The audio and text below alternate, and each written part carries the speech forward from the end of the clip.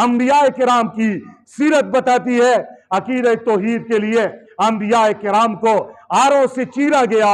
جسم کو دو ٹکڑے کیا گیا، آگ میں ڈالا گیا، تپتے ہوئے کڑاہوں میں ڈال دیا گیا، انہیں جو ہے نا قید و بند کی صعوبتیں اٹھانی پڑی، لیکن انہیں ربنا اللہ کا نعرہ، لا الہ الا اللہ کا نعرہ، توحید کا یہ نعرہ نہیں چھوڑا، شرک کی گندگی میں انہوں نے منہ نہیں مارا۔ محمد الرسول اللہ کی سیرت کا مین نقطہ بتانے لگا ہوں۔ جب آپ نے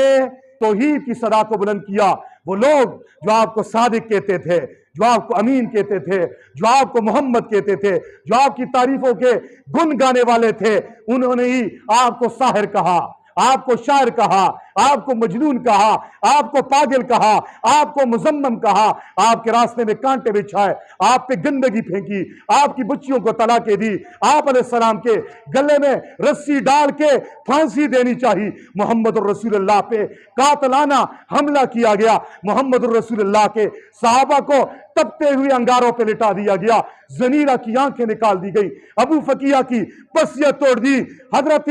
سمیہ کو بے دردی سے شہید کیا۔ ابو جہل آتا ہے سمیہ سے کہتا ہے سمیہ تو باندھی ہے نا، خدیجہ پہ تو ہاتھ نہیں اٹھا سکتے، خدیجہ آزاد عورت ہے، خاندان والی عورت ہے، خاندان والی ہے، قبیلے والی ہے، پہلے کلمہ اس نے پڑھا ہے، تو اس کی مریدی بن چکی ہے، محمد الرسول اللہ کی مریدی بن گئی ہے، اس نعرے کو چھوڑ دو، عقیدہ توحید کو چھوڑ دو۔ سمیہ کہتی ہے ابو جہل اگر میں عقیدہ توحید کو میں نے نہیں چھوڑا کیا کر لو گے؟ کہا سمیہ سمجھ تیرے جسم کے دو ٹکڑے ہوں گے۔ کہا کیسے کرو گے؟ تو گھوڑے لائے گئے، کہا دو گھوڑے لاؤ، ایک گھوڑے کا رخ ایک طرف کیا، دوسرے گھوڑے کا رخ دوسری طرف کیا، کہا سمیہ وقت ہے تیرے پاس، لا الہ الا اللہ کو چھوڑ دو وگرنہ تیرے ایک ٹانگ کو ایک سے باندھیں گے، دوسری کو دوسری سے باندھیں گے، ایک کو ایک طرف دوڑائیں گے، دوسری کو دوسری طرف دوڑائیں گے، تیرا جسم چیر کے پھٹ کے دو ٹکڑے ہو جائے گا، یا تو توحید کو چھوڑ دو وگرنہ اس عذاب کے لیے تیار ہو جا۔ سمیہ بزبان حال کہتی ہے جان دی ہوئی اسی کی تھی، حق تو یہ ہے کہ حق ادا نہ ہوا۔ کہا جان تو جا سکتی ہے، ٹکڑے ٹکڑے تو ہو سکتی ہوں، عقیدہ توحید پہ کوئی کمپرومائز نہیں ہے، میں شرک کے اس گندگی میں منہ نہیں ماروں گی۔ وہ ابو جہل نے حضرت سمیہ کو باندھا، دو گھوڑوں کو مخالف سمت میں دوڑایا گیا، جسم کے دو ٹکڑے ہو گئے، لیکن توحید کو نہیں چھوڑا، عقیدہ توحید کو نہیں چھوڑا۔ اسلام میں سب سے پہلی شہادت جو ہوئی ہے حضرت سمیہ کی ہوئی ہے، اور جس جرم کی پاداش میں اسے شہید کیا وہ عقیدہ توحید ہے۔ کیا ہے؟ اس لیے توحید کے عقیدے پہ آؤ گے تو انشاءاللہ کامیابی ہے، حقیقی آزادی نصیب ہوگی۔ حقیقی آزادی توحید کے بعد نصیب ہوتی ہے۔ جن اقوام کو عقیدہ توحید حاصل ہو جاتا ہے سپر پاور سے ٹکرا جاتے ہیں، انہیں پاش پاش کر کے رکھ دیتے ہیں۔ صحابہ کرام ہے نا، جب حضور نہیں آئے شرک میں تھے تو جنوں سے ڈرنے والے،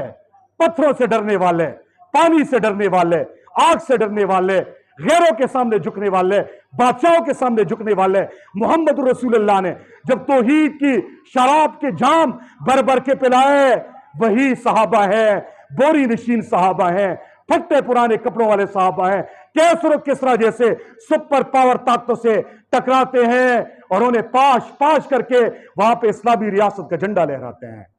یہی توحید ہے۔ افغانستان کے ملا عمر کو دیکھیے، دل میں توحید ہے، کرنے والی ذات ایک اللہ کی ہے، سارے کافر ایک ہو جائیں کچھ نہیں کر سکتے۔ کافروں کی آنکھوں میں آنکھیں ڈالی، نیٹوں کے آنکھوں میں آنکھیں ڈالی، جامع شہادتیں نوش کی، خون بہ گیا، لیکن عقیدہ توحید نے بالآخر افغانیوں کو آزادی نصیب کی۔ دو سپر پاور کو، روس اور امریکہ اور نیٹو اور سارے ان کے حواریوں کو،